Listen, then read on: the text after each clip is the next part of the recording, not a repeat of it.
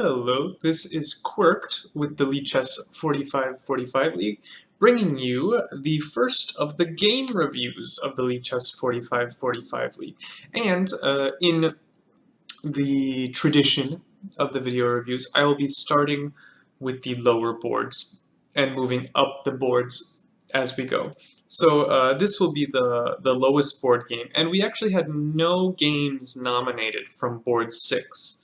That means we're going to be starting with a board 5 game between hsznet, I have no idea if I'm pronouncing that correctly, and RottenPawn. And I have spoiled the game result for you. If that was important to you, I'm very sorry. But we are here to really learn about chess and analyze chess and not be held in suspense by the result of the game. So White did win this game, but it was certainly very back and forth, and we'll see.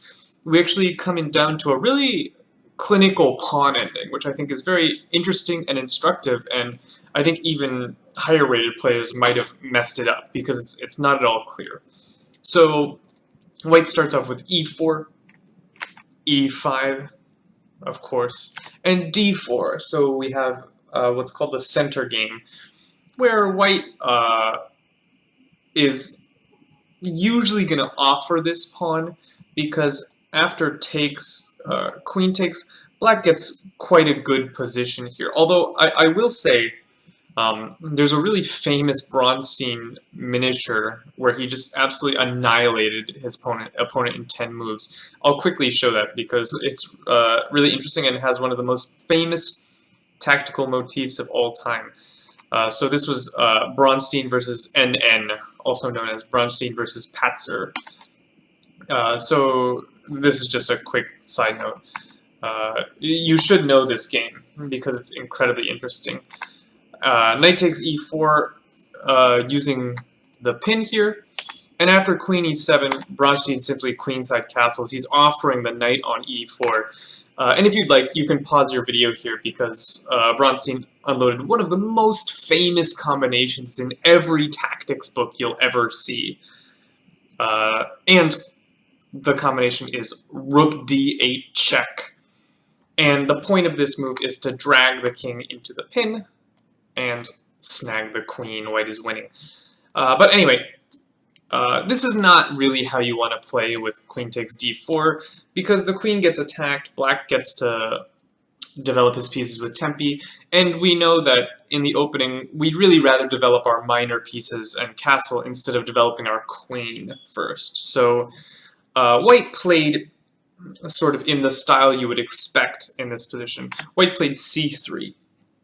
Another move is, of course, knight f3. This can't be a bad move, and in all likelihood, this can transpose to a scotch after knight c6. This is the scotch.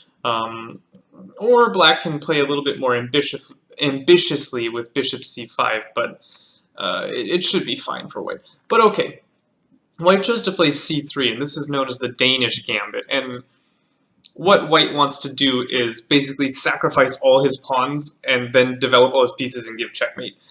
And if you accept this pawn, it can get a little dangerous for the Black player.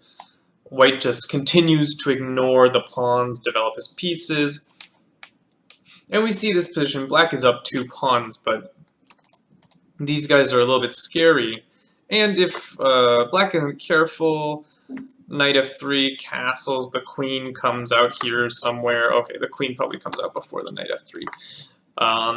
And it's not so clear. So I really like Black's decision here. Black says, no, no, no, no, no. No tactics, no development. I'm going to play very principled chess. And I think a very, very principled move here is just d5. And Black says, I want control of the center, I want equal development, and I'm not going to let you have your fun of developing all your pieces and checkmating me. I'm also going to develop my pieces, and I'm not going to be greedy. And I think this is really important, especially at lower levels, because if you get the Danish gambit proper here, I think at like lower levels, white will win this a lot of the time. Because black doesn't have any pieces out, and it's really hard to play when you have to constantly defend against threats. So I think this is a nice decision, just saying no tactics. And here white plays a little bit of an odd move. The main move, and the move played by almost everyone in the database. I mean, this position has only occurred 70 times or something like that. But everyone's playing e takes d5. And here, white gets an isolated pawn, but white will have compensation with good piece activity. The position's equal. The white will win a tempo on the queen, which will be nice. So this is a playable position. But instead, white goes with queen takes d4 here, which is a little strange. And there's 2 points to this move. Firstly, if pawn takes, white can opt to take the queen. This actually happened in the game. The second point is white is preparing to capture, so black has to do something to resolve this tension. And as said, black took the pawn, which can't be a bad decision. A pawn is a pawn after all. The 3 times this occurred in the database, all the masters played knight f6, which is interesting. The point being, if takes, I mean, this is just a draw waiting to happen. Symmetrical structure. Maybe black has a little something because he has a nice knight, but I mean, bishop c4 will win a tempo on it. And so this must just be a draw. So taking on e4 to me is black signaling, I would like to play for more than a draw. Black is saying, your opening was bad, and I would like to win this game because you played a bad opening, and I think I can win. So this is the most ambitious try, I would say. And here, white took on d8, which is not the only move. White can take on e4. But after bishop e7, I really don't like white's position. Again, white has developed the queen early. He hasn't developed any minor pieces. He's taken away the c3 square from his knight, whereas black's pieces all make sense. Okay, not like that. Black's pieces all come to good squares somewhere here, and black just has a nice position. Maybe it's objectively not so much, but I would much rather be black here. So I think queen d8 is the best move for white, because after queen takes e4, white's position is just really depressing. And here, I can tell that the white player gave some thought as to how he would like to develop, because it's not so clear. White is down a pawn, but he has 2 things going for him. The first thing is the e4 pawn is somewhat weak, and it will need to be defended, and white will actually gain some time tying black up to the e4 pawn. The second thing that white has going for him is, of course, black has lost the right to castle. So white will attempt to gain some time against the black king and creating threats against the black king. And so here, I think white must have spent some time, because it's not totally obvious how he should proceed. But I like what he did. I think white realized that he has a problem piece in this position. And the problem piece is the knight b1. The reason this is a problem piece for him is the knight b1 has lost its best square, the c3 square. So this knight is virtually forced to go to d2. But if we were to play knight d2 currently, this would not be a good move, because all of a sudden we've left our bishop in a sad, sorry state. So white played the very, very logical move, bishop e3. I like this move a lot. And white's just saying, okay, I'll play knight d2, I'll play bishop c4. I'll play knight e2 maybe. I'll castle queenside. All of these are very, very logical moves. And we come to an important decision from black, because black does have to deal with this e4 pawn. And black has really two approaches to this, this pawn. He can play defending the pawn with his pieces, or he can play defending the pawn with f5. They're both options available to black. So I would ask you to consider, in this position, would you play to defend the pawn with your pieces, or would you play to defend the pawn with f5? Those are your choices. Just think about it. In the game, black played a very flexible move, which is bishop d6. This is probably not 100% accurate. It's not a bad move by any means. The bishop is on a good square on d6. It's clogging up the d file. But there is probably a slightly more accurate approach, and that is to play bishop f5. I think in this position you do want to defend with your pieces. f5 is always a little bit loosening. The pawn on f5 can be weak, and the pawns can be undermined when the pawn is on f5. So I think bishop f5 is a good move. And the point is, after knight d2, you simply go knight d7. You haven't committed this move, bishop d6, and the knight is heading to a good square on e5 once the king tucks himself away. The king will be very safe on b7, and black will be doing very well here. So I think bishop f5, a slightly better move. Nothing wrong with bishop d6. It's a natural developing move. White continues his plan, knight d2, and now black does go f5. And I think it's not great in this position. If I were black, again, I would choose knight f6, but knight f6 or bishop f5 are both very, very logical moves, and those would be my choices instead of f5. And this happens a lot. When people have an extra pawn, they're like, oh boy, let's hold on to this with everything I got. How could I possibly be more solid than protecting my pawn with another pawn? This is really, really solid. But these pawns often end up overextended and they get undermined. You always want to attack the base of the pawn chain. So after this move f5, white should have seriously considered the move g4, which looks a little wonky, but I think it's a good move, because white is striking at the base of the pawn chain, and black would love to play g6 and just solidify his pawn chain, but he's run into an uh-oh, and black is just dead lost here. So the annoying thing about g4 is that g6 is unplayable, which means that white is going to accomplish his goal of breaking up the team here.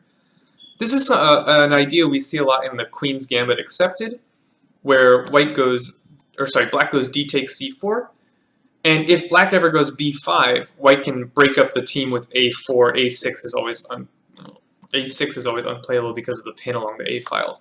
It's a similar idea.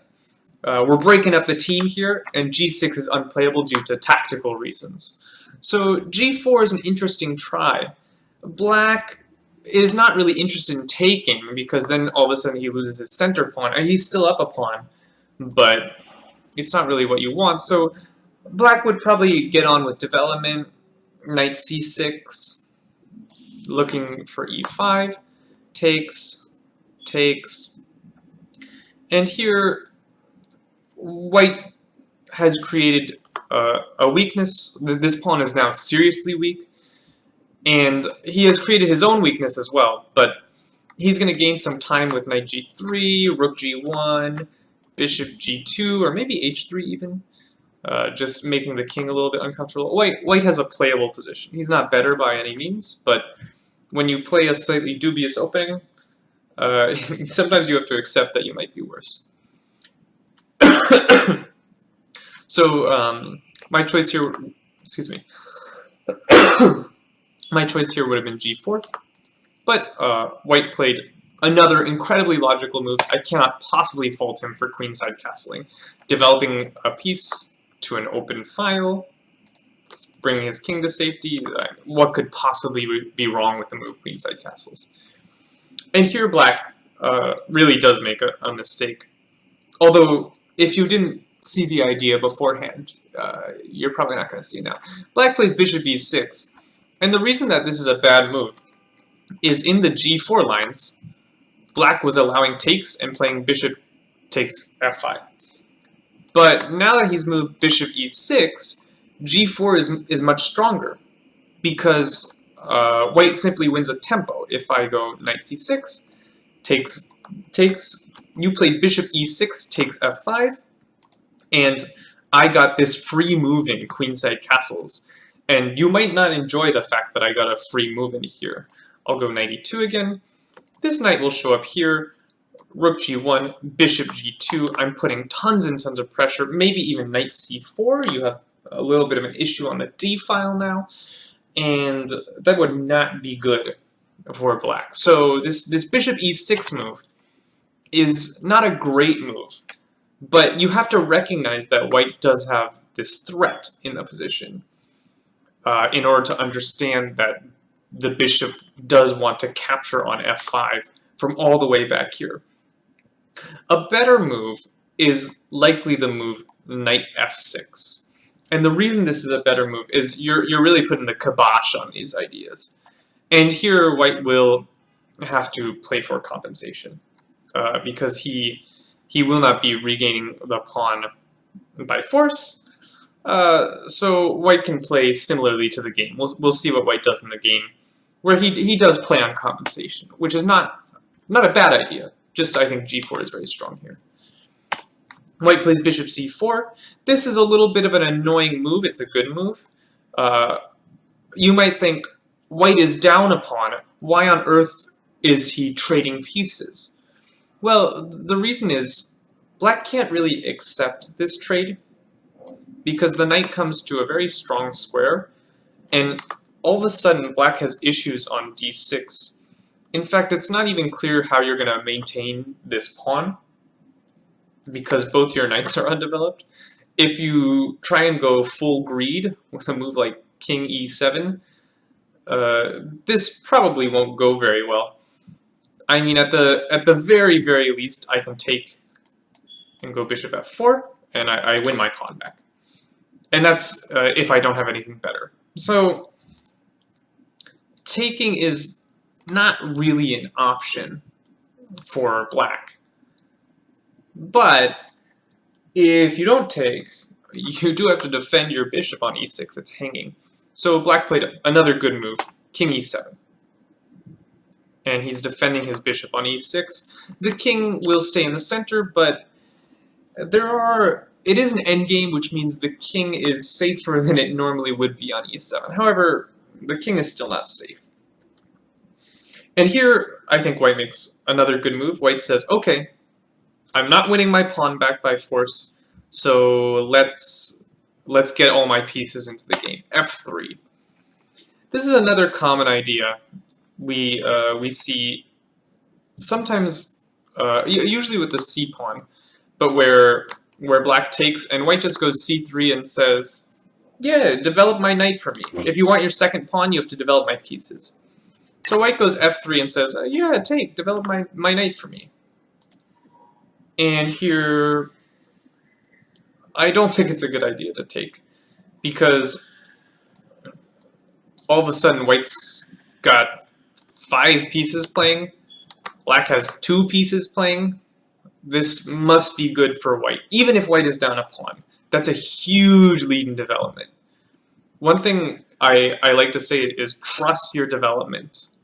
If you have 5 pieces out and they have 2 pieces out, that must be worth a pawn. It can't possibly be not worth a pawn, and especially with this king. So after f3, black correctly decides, I don't want to take that. That would be a big mistake. and instead decides to chop on c4. And the reason that this is a little bit better now is now there's no pin on the d line, and the king is protecting this. So black actually has a little bit of time to get his pieces out. Knight f6. And the other good thing about this knight f6 move, it's supporting this e4 point. White takes, black takes back, knight f3. Very good, getting all our pieces into the game. So white still has a lead in development, but it's not as pronounced. This knight is a strong piece, sort of holding the fort together. And black develops his final minor piece. He's ready to bring his rooks into the action, but white actually can win his pawn back by force here. White in the game played rook he1, which looks very, very natural. How could this possibly be a bad move? And it's not a bad move. But white actually does win the pawn by force here. If you'd like to pause your video and find out how can white regain his pawn? So the way that white can regain his pawn is the move knight g5. This really must be taken. If you don't take it, I'll take on e4, and you're going to have some issues with this pawn after rook he1. So black is obliged to take this. But after this check, the king should go to f7. Hiding on d7 does maintain the pawn for one move. Because here, there's 3 attackers, it's pinned, you can't defend it, so you're just worse. So after king f7, I take, and I got my pawn back. White is probably a little bit better here. He has a nice rook. This rook will swing in quickly, but it shouldn't be much. I play something like h6. I want to take control of the d5 square. Or so, d5, what? The d8 square so that I can challenge your rook, and you know, white has a little pull here. But, okay. Rook he1 played. And now, white should still get the pawn back, but it's a little bit less clear. Black goes king f7, stepping out of the line. I will say, I don't think this is totally necessary. White's not threatening any huge, massive discoveries along the E line yet. So maybe white can just bring, or sorry, black can just bring another piece in, something like this. And after knight g5, go... I don't know. I don't believe in this, to be honest. I think king f7 is a fine move. And now white goes knight g5 check. This is interesting. White is getting the pawn back. But the inclusion of this move makes a difference in the line, and we'll see why. Knight g5. Okay, knight takes g5.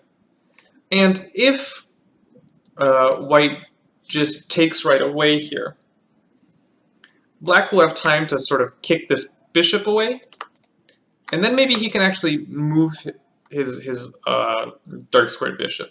So instead of taking the knight right away, white inserts this move, knight takes d6, c takes d6, bishop takes g5. But here's the difference between these two variations. The variation with king f7 and without king f7. The difference here is after the move h6, the bishop must go to f4. And the reason is, if the bishop goes anywhere else, I'll play rook d8 and hold on to my pawn. So bishop f4 is totally forced if you'd like to get your pawn back. Rook e8, developing a piece. If you'd like to get your pawn back, you should probably take this rook. So take 6. You can take here, but after this, black gets everything together. This is just very, very fine for black. So takes, takes, and rook takes d6. And now, I'd like to ask, who is better in this position? Is it equal? Is white better? Is black better? Take a moment to think about it. So in this position, the way we come up with evaluations for these positions, who's better and why, is by looking at the differences in the positions. Silman affectionately refers to these as imbalances. So there are two main imbalances in this position. The first is very clear, the bishop for knight. Here I would argue that the bishop is likely the better piece. With pawns on both sides of the board, the bishop should be a good piece, and the bishop will have the nice d4 square supportive, sort of cementing itself. Currently the knight is taking that away, but the bishop should be a stronger piece. The other big, what's the word? I just said imbalance in the position, is the majorities. And this is important to notice, especially when you've entered an endgame. White has a queenside majority, 3 versus 2, and black has a kingside majority, 3 versus 2. So how do we evaluate which majority is better? Well, that's actually very simple. The majority that can first advance and create a passed pawn, the majority that is quicker, is better. And it's very clear here. Black's majority is far superior to white's. And the reason is, black's majority is going to come storming down the board. This goes quick. So I think almost an automatic move here for black is the move g5. And black is much better. And the reason is, this majority just runs fast. White's majority is sitting here on the second rank, and black's majority is already pushing to the 4th, 5th rank. It's going. And there's really not a lot you can do about it. There's two problems. Okay, the bishop needs a square. It only has 2 squares available. If you go bishop g3, guess what? I'm still going. You go bishop f2, let's go. This majority is flying. I'm going to go g4, f3, and before you know it, I'm going to have a passed pawn, and you're going to have problems. So, I think the more natural retreat is bishop d2, but again, rook e2. And the problem you have is, if you let me take this pawn, I already have a passed pawn. That's the point of the majority, to make a passed pawn. But I'm going to get it here. You can't play g3, I take. So this whole position is like close to busted for white. I mean, white can take this, but I'll take here. I have a passed pawn. Let's go. Black is just clearly better in these positions. So black here played knight e5 instead of this move g5. And I think this showed a slight lack of understanding here of the importance of majorities and the importance in the endgame of pushing your majority. Because knight e5 is just saying it's a draw. This position is a draw. There's nothing to be done here. After takes, takes, I mean, we have a simplified rook ending. White goes rook d7 check. If you don't want to lose this pawn, you have an only move, rook e7. And here, white accepts the king and pawn ending, which I wouldn't do, by the way, because if we look at this king and pawn ending, again, how do we tell who's better in the king and pawn ending? Well, it's only 2 things. It's who can create a passed pawn, and whose king is more active. The black king is slightly more active, the black majority is slightly more active, only black can be better here. So I wouldn't even risk it. I would just, I don't know, move the rook somewhere. How can I be worse? Okay, that was a bad move. Then I can be worse. I'll put the rook on d2. And, I mean, white should never lose this position. It shouldn't be possible. Whereas the king and pawn, it's drawn, but it's tricky. And we'll see why. So, we're going to do an exercise here. Because this king and pawn is super, super interesting. It's not at all clear. What I'm going to do is I'm going to go move by move. I'm going to give 5 seconds for each move, in between each move. And I'd like you to identify the blunders in this king and pawn ending. And there are 5 blunders. So I'll lay out what happens. White makes a losing move. Black throws away the win. White makes a losing move. Black throws away the win. And then black makes a losing move. That's what happens in this king and pawn ending. So let me just repeat that one more time. White makes a losing move. Black throws away the win. White makes a losing move. Black throws away the win.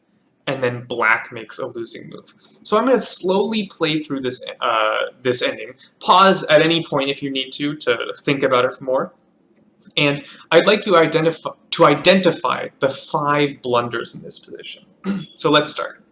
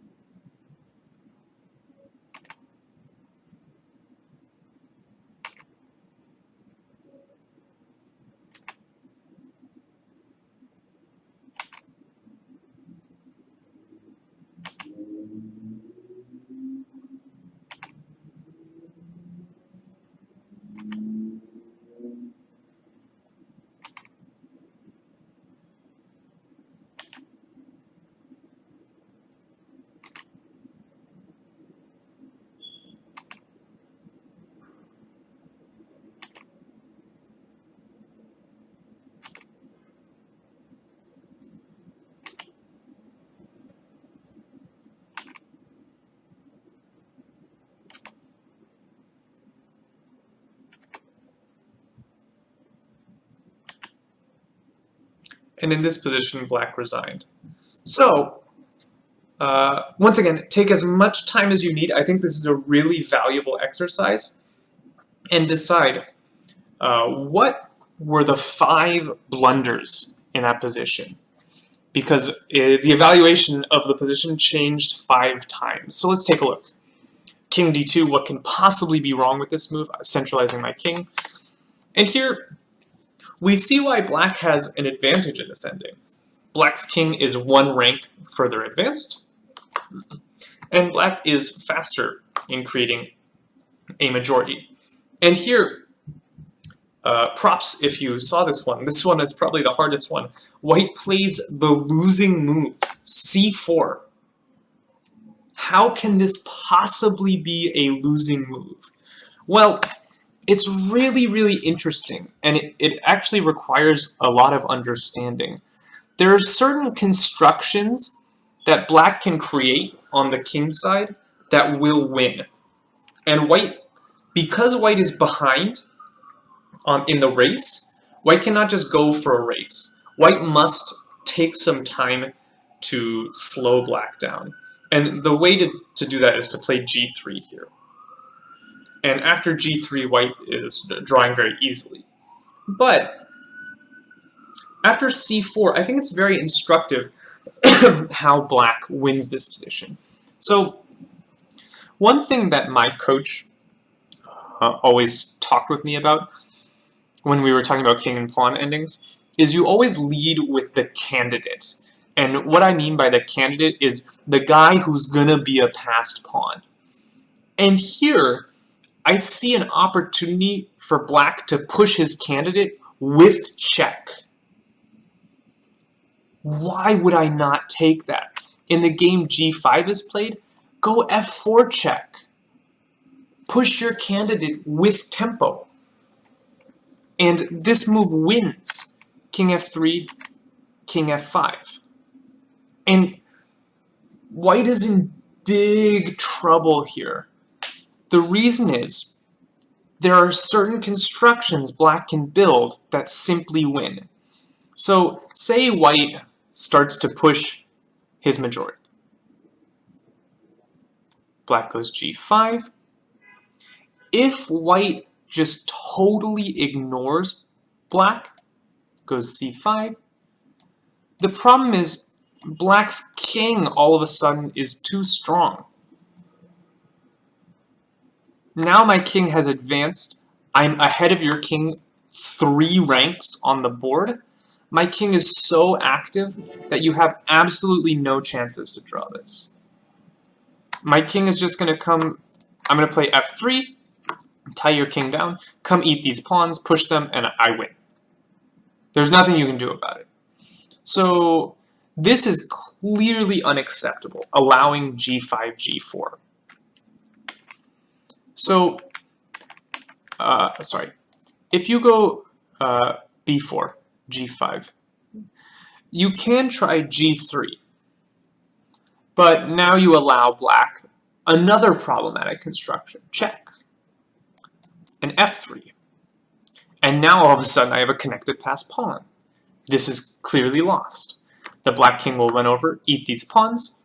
White cannot do anything about it. So this is just lost. There's nothing to be said here. So after f4, king f3, king f5, it's clear that you can't play b4 and allow g5, g4. You could also try, in this position, h3. But the problem here is after takes, this is what I was talking about black creating certain constructions. This construction is winning for black. And the reason is these two pawns are connected. They are strong. They're right next to each other. And white will have a really hard time ever disturbing these pawns. So as black, I just go and take this. And it's very difficult for you as white to come and take my pawns.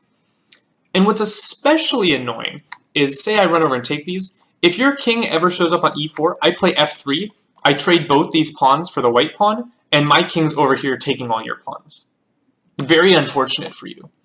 So this h3 try is simply not good enough because I get these two pawns side by side, which is an absolute disaster for white.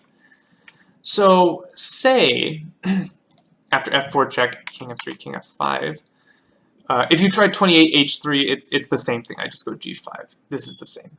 Nothing to be done here. So king f3, king f5. The last try you can try is g3. And this is an interesting try.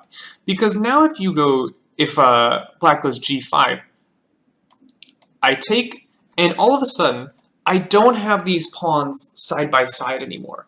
And this is much better for white, because white will quickly grab these pawns. If the black king ever leads, white goes boom, boom, boom.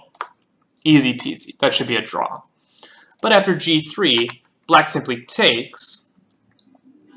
And when you take back, I go h5. And once again, my pawns are side by side. This is drawn. There's nothing to be done. Or sorry, this is won, excuse me. There's nothing to be done. g5, h4. Your king will be way on the h file. I'll take all your pawns. Call it a day. So, all of these lines are clearly unacceptable, which means that f4 check is just winning. Nothing to be done. You could try h4, but again, 2 pawns side by side. We know that these pawns win. So that means in this position, when the kings meet here, f4 check is a threat. White must play g3. It's actually an only move in the position. Otherwise, he's lost. Okay, c4. That was the first blunder in our king and pawn ending. The second blunder was this move, g5. Black throws away the win by not playing f4. And here, white figured out, okay, we have a problem, g3. This was the move that should have been played last move. But now it's still fine, because white didn't get the chance to go f4. Now if black goes... Sorry, black didn't get the chance to go f4. Now if black goes f4, white can take. Again, the pawns are split. That's drawing for white. We know that. So g3, good move. Very good move from white. Probably an only move. h5, that's fine. b4 is fine. h4. And using what we've learned, you should know that c5 is a losing move. The reason that c5 is a losing move is you have to split black's pawns. When the pawns stay together, black is winning. When the pawns are split, it is a draw. So here, white must take, and then play anything. h3 is fine. And here, f4, this is just a draw. Nothing to be done. Black will take all of these pawns, white will take all of these pawns, black will queen, white will queen. It'll be a draw. So, gh4 is an only move. You cannot allow this capture, because then these 2 pawns remain, and we know that's winning. So c5, losing move, h takes, and here black just needs a slight finesse to win the game. f4 check blunders away the win. It gives white more opportunities than he should have. Here black just goes king d5. And the problem for white is, once again, we realize the strength of these connected pawns. White cannot attack these pawns. There's simply no way. King d3. Okay. a6. You move this pawn. Now I push. Now I push. Takes. You have to come get this pawn. But you're too late. I take all your pawns, I win. Nothing to be done. So, f4 check is our 4th blunder. The winning move is king d5. You must match me. I'll throw in a couple waiting moves. Then I'll play f4. You have to come back. So what I've done is I've gained a tempo by coming over here. And you lost 2 tempi because you had to go here and you had to go back. So I really gained like 3 moves with this move. A nice little finesse. f4 check, not as good, because after king f3, king d4, white takes. And now white, we see that compared to the lines we were looking at, white is so much closer to black's king. King c4, a3. And here black actually made a good move. It'd be very easy to play this move. And then black would be very sad because he actually loses this position. So black did avoid a big blunder, which was going king b3 after the pawn and allowing white to just promote his c-pawn. Nothing to be done. So after a3, black played king b5, which is a good move. You can also play a6. This is fine. And just go and take this pawn now that b5 is off the menu. But nothing wrong with king b5. However, you do have to draw this position, right? So as black, I'd be looking for ways to accomplish the draw. And king c6 doesn't lose, but you need to see a very specific idea. So a4, and I believe that there's only one drawing move in this position. Only one. So if you'd like to pause your video and find out what the only drawing move in this position is, go ahead. The draw here is a5. And the point is, first of all, if you take, I take here, you have only rook pawns, it must be a draw. Also, I just take all your rook pawns. If you push, I take this, that must be a draw. Actually, I mean, black might be better if white's not careful. So white should just move, takes. But now b3 comes, and we trade these pawns, and this is a draw. So a5, only move. Here black played the losing move, b5, which is a strange move to say the least. This sort of makes me feel like black didn't really consider his opponent's responses very carefully. I think I remember seeing in the chat of this game that black played this move after like 11 seconds or something.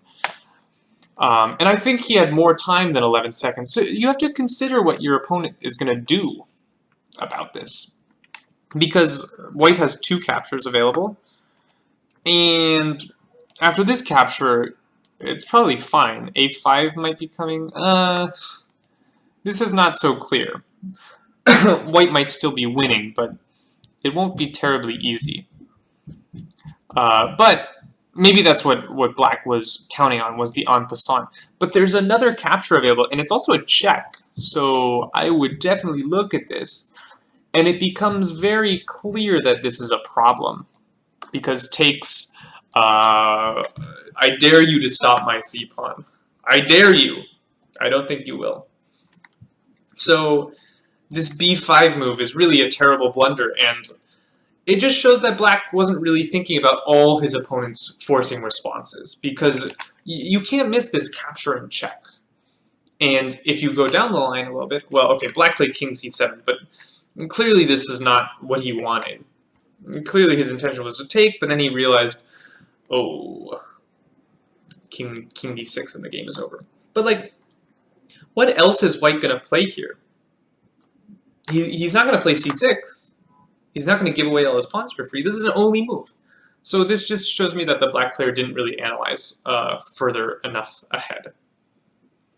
And instead of taking king c7, but this is clearly lost, the king comes in, b6, and after takes, this will just be game over. I will queen and mate.